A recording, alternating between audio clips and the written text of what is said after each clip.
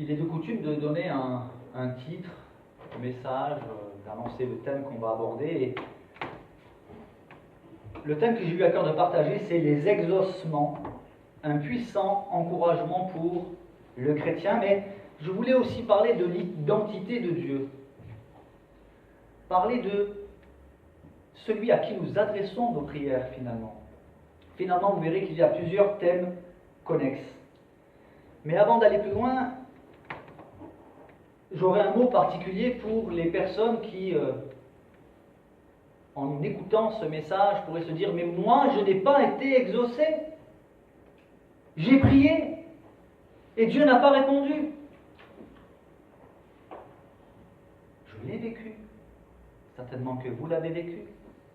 Nous ne comprenons pas pourquoi nous n'avons pas été exaucés. Cependant, si je suis honnête vis-à-vis de vous et vis-à-vis de Dieu, je dois me réjouir, je ne peux que me réjouir du grand nombre de prières exaucées. Car oui, Dieu exauce les prières. Je l'ai expérimenté, je ne suis pas le seul. Il y a parmi vous des sentinelles de prière et gloire à Dieu.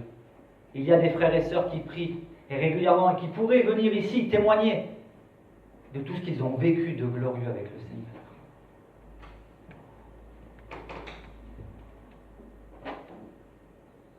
Une question, connaissons-nous vraiment celui à qui nous adressons nos prières? Je dirais oui et non. Oui, un petit peu, selon notre propre compréhension. Un enfant de 2 ans connaît son père, mais il ne le connaît pas comme un enfant qui en a 15 ou 18. Pourtant, le père a le même amour pour cet enfant. Et même lorsque l'enfant balbutie quelques mots, le père et la mère, parce que Dieu est aussi un père au cœur de mère. L'instinct maternel, c'est qui l'a mis dans le cœur de la femme? Il vient de Dieu. Eh bien, la mère, le père, peuvent comprendre même les balbutiements. Quelqu'un qui ne connaît pas l'enfant dira « Mais qu'est-ce qu'il a dit? J'ai pas compris. » Mais le père, les parents diront « J'ai compris ce qu'il veut. » Alors oui, nous connaissons petitement. L'enfant ne connaît pas encore très bien ses parents, mais les parents connaissent bien leur enfant. C'est la raison pour laquelle Dieu nous exauce, malgré que nous le connaissions si peu. Mais aujourd'hui, ce que j'aimerais partager avec vous, c'est ce que j'ai reçu moi-même. Comme si Dieu avait levé le rideau pour dire « Regarde », mais il a levé simplement le petit coin du rideau. « Regarde et contemple qui je suis. Mais Seigneur, tu es trop grand pour que je puisse te contempler. Ce que tu es dans ton amour, ta grâce, ta miséricorde, ta longanimité, c'est-à-dire cette capacité de Dieu, ça fait partie du caractère de Dieu, de supporter des choses que nous ne supporterions pas longtemps. » Et j'ai été interpellé par l'identité de celui à qui nous adressons nos prières. Et j'aimerais, à travers quelques textes bibliques, que nous puissions, parce que il est impossible de traiter en une demi-heure le thème de l'identité de Dieu, de qui est celui à qui nous adressons nos prières, mais nous pouvons nous en approcher, afin d'être encouragés, afin d'être édifiés. Je propose un premier texte dans Ésaïe 64, versets 3 à 5, un texte qui m'a saisi encore récemment, ayant vécu effectivement avec mon épouse l'incroyable, ce que nous n'aurions pas imaginé possible, malgré que nous prions pour. Mais je reviendrai après. Ésaïe 64, versets 3 à 5. Nous lisons « Lorsque tu fis des prodiges que nous n'attendions pas, tu descendis et les montagnes s'ébranlèrent devant toi. Jamais, on n'a appris ni entendu dire et jamais l'œil n'a vu qu'un autre Dieu que toi fasse de telles choses. » Pour qui? Pour ceux qui se confient en lui. Dieu nous appelle à son école, il nous appelle à apprendre à nous confier en lui. Et nous vivons des tempêtes, nous vivons des bourrasques. Et Dieu est là pour dire, je suis là. Ne crains pas. Place ta confiance en moi. Je suis à tes côtés. Je ne vais pas te débarrasser de tous tes problèmes, mais je suis avec toi dans tes problèmes. Je vais te porter. Le verset 4 nous dit « Tu vas au-devant de celui qui pratique avec joie la justice. de ceux qui marchent dans tes voies et se souviennent de toi. Alors, il est où Dieu? Oui, mais tu ne marches pas dans la justice. Tu ne marches pas dans les voies de Dieu, tu ne te souviens pas de lui et tu te plains que Dieu ne répond pas. Le texte nous dit que Dieu va au-devant de celui qui pratique avec joie la justice, de ceux qui marchent dans tes voies et se souviennent de toi. Jacques, dans sa lettre, au chapitre 4, verset 8, nous dit « Approchez-vous de Dieu, et il s'approchera de vous. » Mais le verset continue en disant « Mais tu as été irrité parce que nous avons péché, et nous en souffrons longtemps, longtemps, jusqu'à ce que nous soyons sauvés. » Il y a des souffrances que nous devons supporter, non pas parce que Dieu nous a envoyé une épreuve, mais parce que nous nous sommes éloignés de lui. Nous avons voulu vivre sans lui. Ce n'est pas une punition de Dieu, c'est les conséquences de notre vie d'humain. Ce qu'un homme aura semé le moissonnera aussi, et sans Dieu, comment pouvons-nous espérer avancer? Nous sommes tous comme des impurs, et toute notre justice est comme un vêtement souillé. Nous sommes tous flétris comme une feuille, et nos crimes nous emportent comme le vent. Toute notre justice est comme un vêtement souillé. Combien la tentation est grande de venir à Dieu, de venir devant Dieu avec notre propre justice. Or, la Bible nous dit que notre justice, ce n'est pas nous, c'est Jésus-Christ crucifié, notre justice, notre sainteté, notre rédemption, notre salut. Et pourtant, malgré cela, nous voulons venir à Dieu avec nos bonnes œuvres. T'as vu, Seigneur, les bonnes actions que j'ai faites? C'est une offense à Dieu. Comme si nous pouvions être agréables à Dieu, obtenir le salut par les bonnes œuvres. Les bonnes œuvres sont agréables à Dieu lorsqu'elles sont faites en Jésus-Christ, par Jésus-Christ. Alors Dieu nous appelle à apprendre à le connaître. Comment? Progressivement et par la Bible, par la lecture de la Bible, et j'irai plus loin. Pas la lecture de la Bible. Nous ne devons pas lire la Bible. Vous avez plein de personnes qui lisent la Bible et qui critiquent la Bible. Vous avez des personnes qui connaissent la Bible par cœur, enfin beaucoup de passages par cœur. Mais ils ne la méditent pas. Méditer, ça veut dire réfléchir sur ce que nous lisons. Alors, quelques exemples parmi tant d'autres. Abraham, dans la lecture que Marjorie a portée tout à l'heure, il y a eu cette histoire d'Abraham. Abraham était un homme âgé qui a 75 ans, s'il vous plaît, reçoit l'appel de Dieu et Dieu lui annonce qu'il va, alors qu'il n'a pas d'enfant, lui annonce qu'il va avoir une descendance aussi nombreuse que les étoiles, 75 ans. D'accord, Seigneur, à la limite, Dans combien de temps? 1 an, 2 ans, 3 ans, 5 ans? 25 ans. 25 ans. 25 ans plus tard, Isaac est né. Et il y a ce verset 14 de Genèse 18 qui est étonnant, où Dieu dit: y a-t-il quoi que ce soit qui soit étonnant de la part de l'Éternel?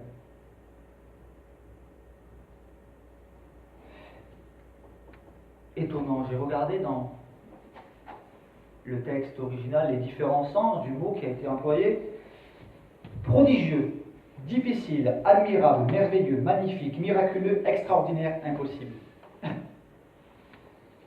Dieu dit: y a-t-il quoi que ce soit qui soit trop prodigieux, trop difficile, trop admirable, trop merveilleux, trop magnifique, trop miraculeux, trop extraordinaire, trop impossible pour moi? À avoir un enfant à 100 ans. Mais c'est impossible. Oui, mais à Dieu tout est possible. Et le livre de Jérémie nous rappelle à 2 reprises cette même promesse. Jérémie 32, verset 17, Jérémie s'exclame: Ah, Seigneur éternel, voici tu as fait les cieux et la terre par ta grande puissance et par ton bras étendu. Rien n'est étonnant. Et c'est le même mot. Rien n'est trop prodigieux, trop admirable. Rien n'est étonnant de ta part. Et au verset 27, c'est l'Éternel qui parle. Il dit: Voici, je suis l'Éternel, le Dieu de toute chair.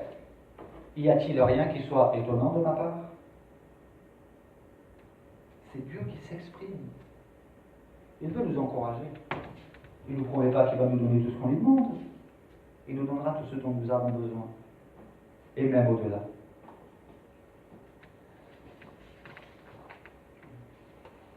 On continue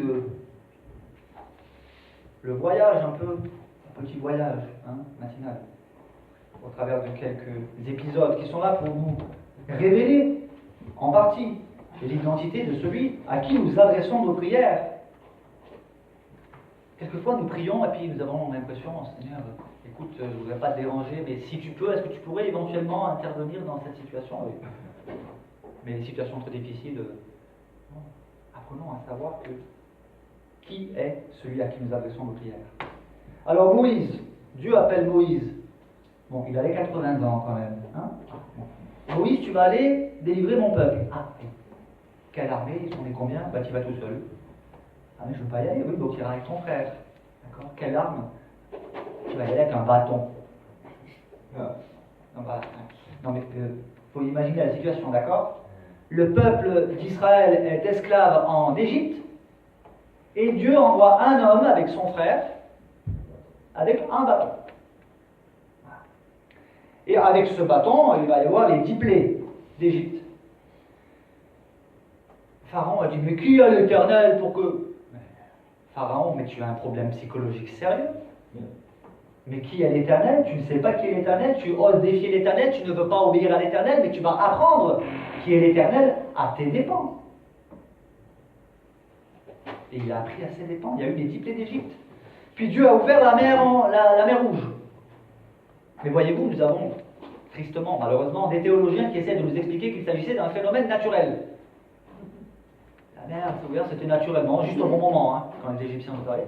Et puis, donc, il semblerait qu'ils aient marché, finalement, les Égyptiens, le peuple d'Israël, ait marché dans 20 cm d'eau. Ouais, sauf que Dieu a fait alors un miracle encore plus grand, parce que toute l'armée des Égyptiens se sont noyés dans 20 cm d'eau. Bon, essayons d'expliquer cela. Et puis, il y a eu les 40 ans dans le désert, où Dieu a manifesté sa fidélité. Dans le désert, vous savez, enfin, je ne vous l'apprends pas, il n'y a pas de supermarché, Et il y avait un peuple nombreux à nourrir. Est-ce un problème pour l'Éternel? Non. Il leur a envoyé la manne. Gloire à Dieu, la manne. Et le peuple, ça leur suffisait pas, ils voulaient aussi de la viande. Alors il leur a envoyé l'écaille.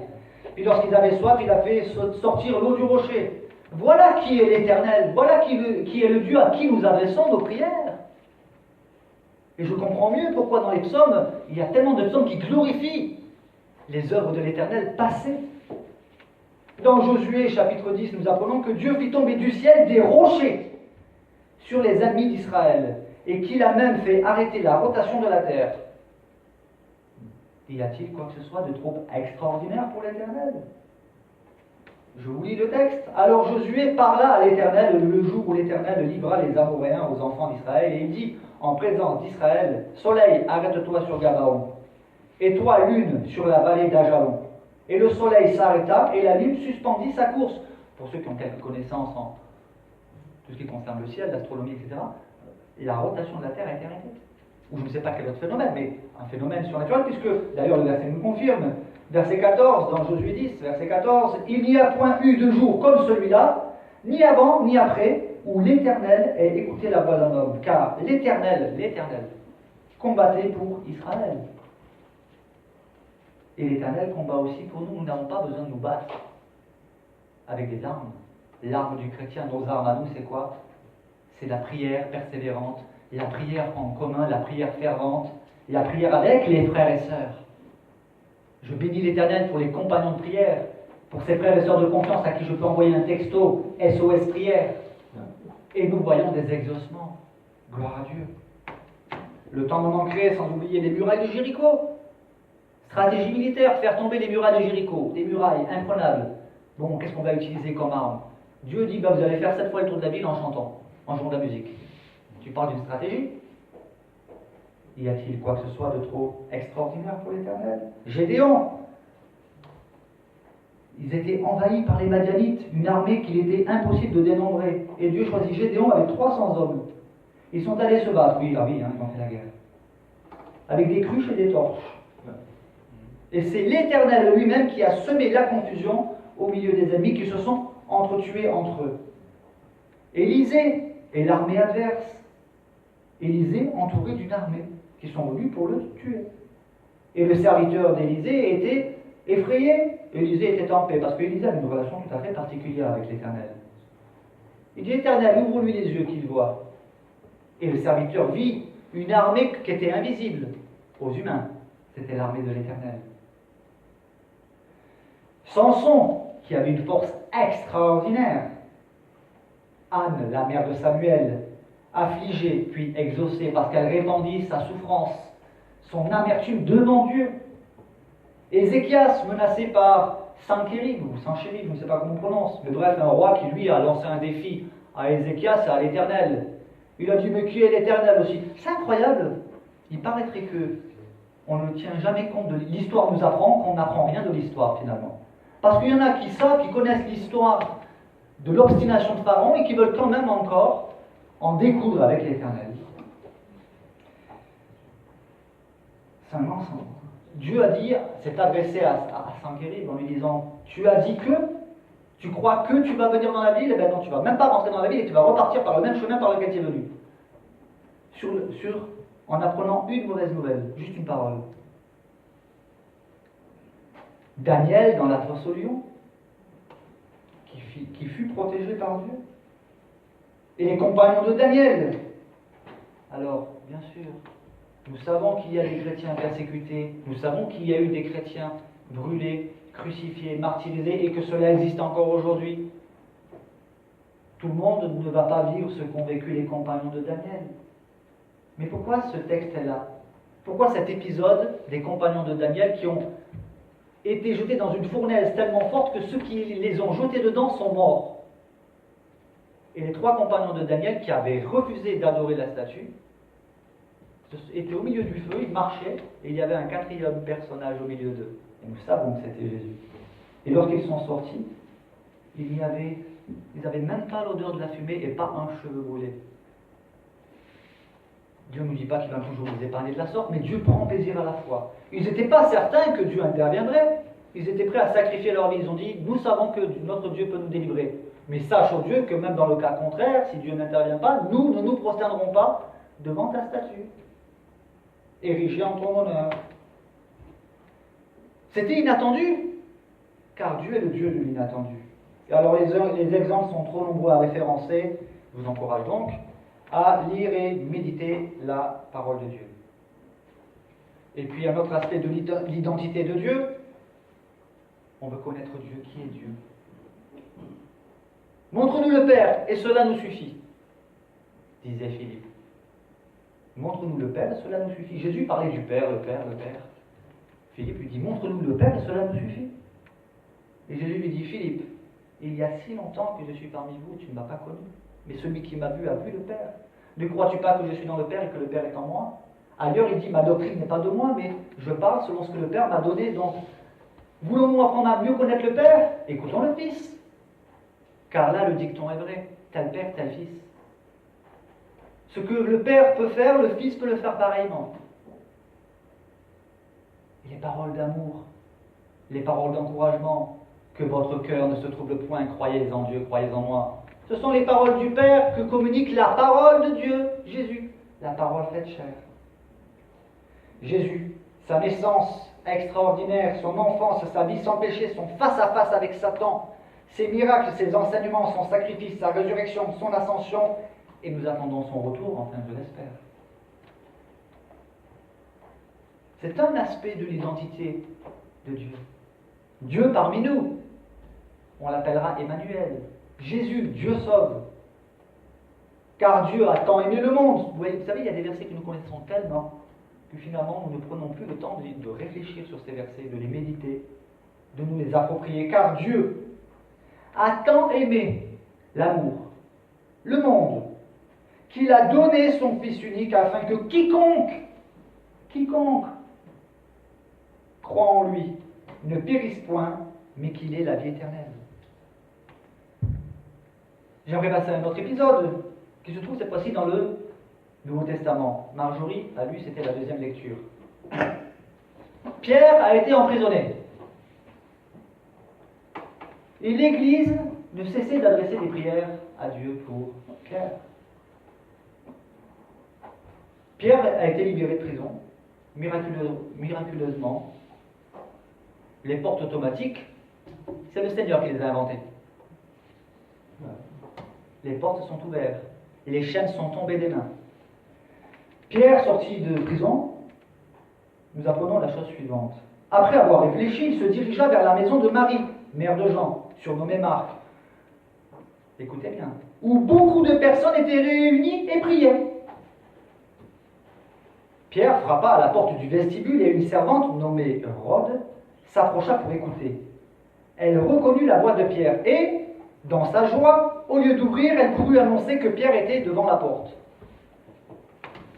Il y avait une réunion de prière, et certainement qui continuait de prier pour Pierre. Seigneur, bénis Pierre, sauve-le, envoie ton ange, sors-le de prison.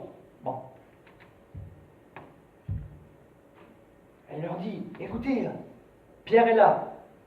Réaction. Tu es folle.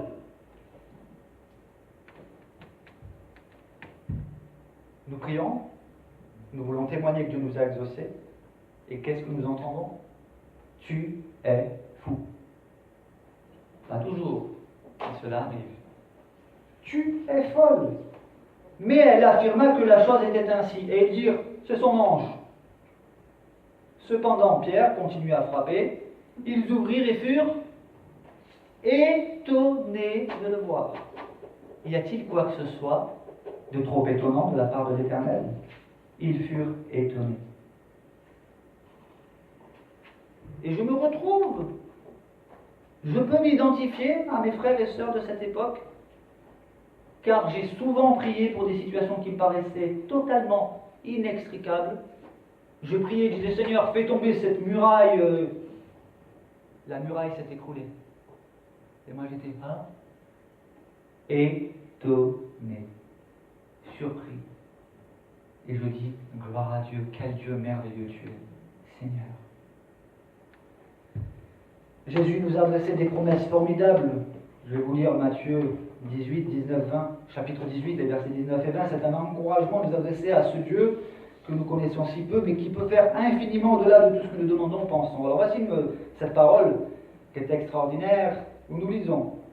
C'est Jésus qui parle.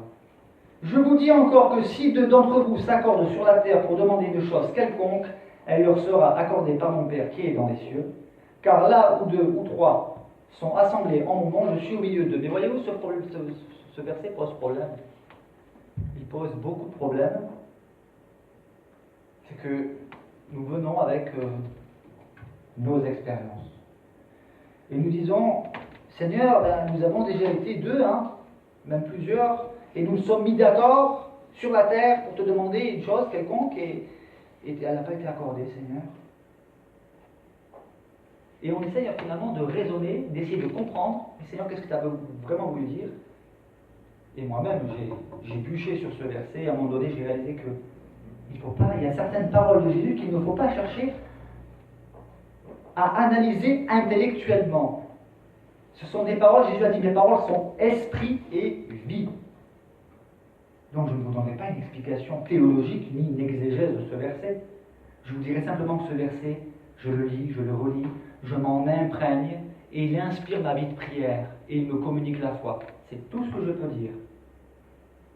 Enfin, si je peux dire encore autre chose. Nous vivons des exaucements, de la grâce de Dieu, comme vous en vivez aussi. Dieu ne fait pas de favoritisme. Ceux qui me connaissent savent que je ne suis pas un chrétien extraordinaire. Je suis un chrétien ordinaire qui appartient et qui a placé sa confiance dans le Dieu extraordinaire. Jacques nous dit, la prière agissante, la prière fervente, du juste. Qui est le juste? Ceux qui sont justifiés par Jésus-Christ. La prière agissante du juste a une grande efficacité. Élie, le grand prophète Élie, était un homme de la même nature que nous. C'était pas un Superman, de la même nature que nous. Il pria avec instance pour qu'il ne pleuve point, et il ne tomba point de pluie sur la terre pendant 3 ans et 6 mois. Puis il pria de nouveau, et le ciel donna de la pluie. Et la terre produisit son fruit. Nous savons que Dieu aime la foi. Un jour m'est venue cette citation dans mon cerveau. Je réfléchis souvent. La foi est l'aliment préféré de Dieu, mais qui se sert toujours dans l'assiette de l'obéissance, arrosé de la sauce de l'amour. Dieu aime la foi. C'est par la foi, Hébreux 11, qu'Enoch fut enlevé pour qu'il ne voie point la mort. Enoch n'est pas mort, il a été enlevé directement. Et il ne parut plus parce que Dieu l'avait enlevé, car avant son enlèvement, il avait reçu le témoignage qu'il était agréable à Dieu. Or, sans la foi, il est impossible de lui être agréable, car il faut que celui qui s'approche de Dieu croit que Dieu existe et qu'il est le rémunérateur de ceux qui le cherchent. Parce qu'effectivement, vous avez des personnes qui s'approchent de Dieu, mais elles ne croient pas vraiment que Dieu existe. Même des théologiens, même des pasteurs, dans des églises traditionnelles, affirment que finalement, la religion c'est bien, mais ils n'y croient pas vraiment. Et plus loin, il faut que celui qui s'approche de Dieu croit que Dieu existe et qu'il est le rémunérateur. Il récompense ceux qui s'approchent de lui. Alors on n'y va pas pour être récompensé, mais c'est une promesse. Jésus l'a dit, quand tu pries, va, retire-toi dans ta chambre et prie ton Père qui est là dans le lieu secret. Et ton Père qui voit dans le secret, il fera quoi? Jésus nous dit, te le rendra. C'est pas un encouragement à prier, ça? Dieu est le rémunérateur de ceux qui le cherchent. Psaume 37, verset 4 nous dit « Fais de l'Éternel tes délices, et il te donnera ce que ton cœur désire. » Nous voulons ce que notre cœur désire, hein, mais faire de l'Éternel nos délices. Le texte ne nous dit pas « Croyez en Dieu, obéissez à Dieu, fais de l'Éternel tes délices. » Parce que si nous faisons de l'Éternel nos délices, eh bien nous lui obéirons. Non pas par contrainte, non pas par peur, par amour. Fais de l'Éternel tes délices, et il te donnera ce que ton cœur désire. Pourquoi? Parce que si nous faisons de l'Éternel nos délices, notre cœur est purifié, sanctifié. Et les désirs de nos cœurs s'accordent plutôt avec la nature de Dieu. Vous savez, on dit que Dieu est omnipotent, Dieu peut tout faire, rien n'est impossible à Dieu. Je dis Amen et c'est vrai. Et pourtant, il y a des choses qui sont impossibles, que Dieu ne peut pas faire. Il y a des choses que Dieu ne peut pas faire. Dieu ne peut pas mentir. Dieu ne peut pas être injuste. Dieu ne peut pas s'autodétruire. Et la liste est longue. En fait, Dieu peut tout faire, rien ne lui est impossible. Il peut faire tout ce qui est en accord avec sa nature. Dieu ne fait pas de magouille, Dieu ne peut pas tricher. Dieu peut tout faire, ce qui est en accord avec ce qu'il est. Et il est merveilleux. Donc Dieu peut faire des choses merveilleuses. J'ai une conviction personnelle que je vous partage, c'est que Dieu ne perd jamais. Pourtant, je suis certain que plusieurs d'entre vous pourraient me sortir des exemples. Et là, et là, et là. Dieu a perdu. Dieu a perdu là. Lorsque Jésus a été cloué sur la croix, c'était une victoire ou une défaite? Même les disciples, ils étaient découragés. Ça y est, on est débarrassé. Les puissances des ténèbres devaient se réjouir. Nous sommes débarrassés. Or, non seulement ce n'était pas une défaite, mais c'était le plus grand triomphe de toute l'histoire de l'humanité qui était en train de s'accomplir. Et dans nos situations d'échec, de défaite, de choses que nous ne comprenons pas, Dieu ne perd jamais parce que, voyez-vous, Dieu a tous les éléments et Dieu voit ce que nous ne voyons pas. Dieu sait ce que nous ne savons pas. Je suis amateur du jeu d'échecs. Et dans certaines parties que j'ai pu jouer, je me suis dit, ah là c'est bon, je vais gagner. Ben non, j'ai perdu. Parce que je me suis dit, ah mais là l'autre a perdu. Ben non, il a gagné. Lorsqu'on joue contre plus fort que soi. On arrive, on s'approche de la conclusion. Alors les chrétiens sont des personnes dangereuses. Vous êtes dangereux, hein. J'aimerais vous dire. Je suis dangereux. Je vais vous dire pourquoi. En fait, c'est tiré d'une scène. Alors nous avons vu le film War Room et il y a des bonus, et dans les bonus, il y a les scènes supprimées. Et une des scènes qui a été supprimée, parce que sinon le film aurait été trop long, c'est un épisode où un chrétien s'adresse à un autre chrétien, donc un chrétien qui est en difficulté s'adresse à un autre chrétien, il lui dit prie pour moi, et l'autre doit répondre attention, je suis un homme dangereux parce qu'en ce moment Dieu m'exauce. nous sommes dangereux pour les ténèbres. Nous sommes dangereux dans le sens que nous ne sommes pas dangereux par nous-mêmes. Nous sommes forts, nous sommes puissants, parce que celui à qui nous adressons nos prières est puissant. La prière, ça marche vraiment. J'avais noté expérience personnelle, je ne vais pas vous raconter ça, ça rallongerait trop, mais vous avez aussi fait des expériences, vous savez que ce que je vous dis est vrai. Et voilà, c'est celui qui exauce qui doit être glorifié, et non celui qui prie. Ah, j'ai prié, j'ai été exaucé, je suis quelqu'un de bien, non. Là, tu es en train de t'enorgueillir. Reste humble et glorifie celui qui a exaucé. Tout ce que nous accomplissons, c'est l'Éternel qui l'accomplit pour nous. Charlotte, s'il te plaît. Ésaïe 26, 12. Ésaïe 26, 12. Voilà. Gloire à Dieu. Il a choisi les choses faibles et folles du monde pour confondre les sages. Il choisit des hommes et des femmes sur qui personne n'aurait misé. Et il en fait des hommes et des femmes de Dieu. William Booth allait prêcher dans les endroits les plus ténébreux de l'Angleterre de l'époque. Et des ivrognes, soi-disant irrécupérables. Le Seigneur en a fait des soldats de Jésus-Christ. Des femmes de mauvaise vie, des voleurs, des menteurs. Le Seigneur en a fait des soldats de Jésus-Christ. Dieu exauce et nous surprend. Et c'est merveilleux d'être exaucé. Ce que Dieu veut, ça sera ma conclusion, c'est la toute première place dans notre vie. Car il en est digne, il a manifesté son amour en Jésus-Christ, il a donné ce qu'il avait de plus cher. Le mot de la fin, je le donne au Seigneur. Tu aimeras le Seigneur, ton Dieu, de tout ton cœur, de toute ton âme, de toute ta force et de toute ta pensée. Et ton prochain comme toi-même. Amen.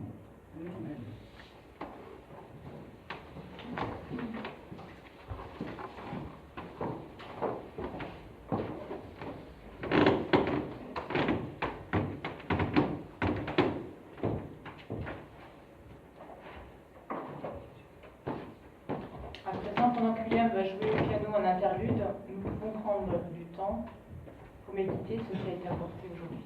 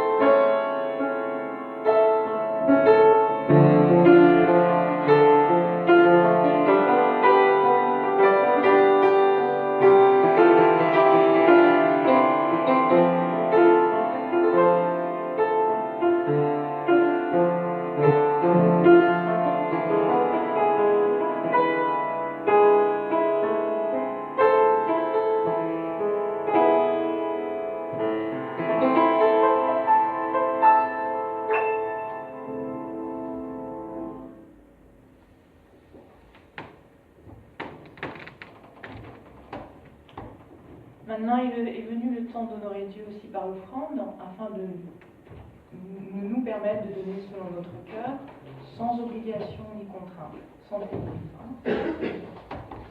Et ensuite, Julien nous communiquera les annonces.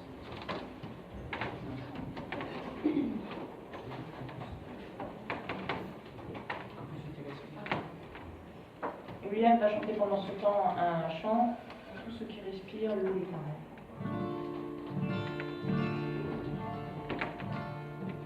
Vous allez chanter en version. C'est un chant qui a été composé par. Non, vous m'entendez?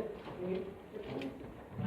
C'est un chant qui a été composé par un frère de la mission Tzigane. Donc je vais jouer la version flamenco, qui nous dit que tout ce qui respire loue l'Éternel.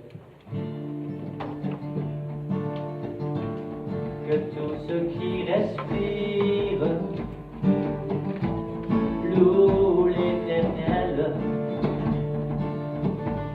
Les oiseaux du ciel chantent à l'Éternel un chant d'amour. Que tout ce qui respire loue l'Éternel. Le parfum des fleurs embaume le cœur de l'Éternel. Ce qui réjouit le cœur de Dieu, c'est une prière qui monte vers les cieux, comme un enfant qui de tout son cœur rend gloire à son Sauveur. Ce qui réjouit le cœur de Dieu, c'est une prière qui monte vers les cieux, comme un enfant qui de tout son cœur prie son Sauveur.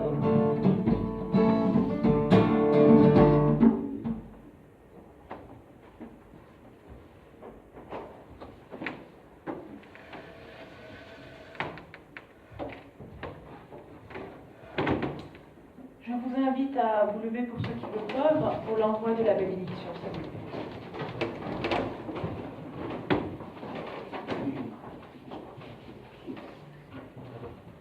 Excusez-moi, je vais Alors les annonces. Donc j'ai reçu de Grégoire. Donc, mardi 13, rendez-vous avec la Bible. À quelle heure et chez qui? 14 h. 14 h. Ici? Oui. D'accord. Mardi 13 juin. Mercredi 14, prière communautaire. Le soir, hein, je crois que c'est à 19 h. 19 h, merci Anna. Jeudi 15, conseil d'église. Priez pour le conseil, s'il vous plaît, merci. Voilà. Et y a-t-il d'autres annonces? Bon. Comment? Oui, Dimanche prochain. dimanche prochain.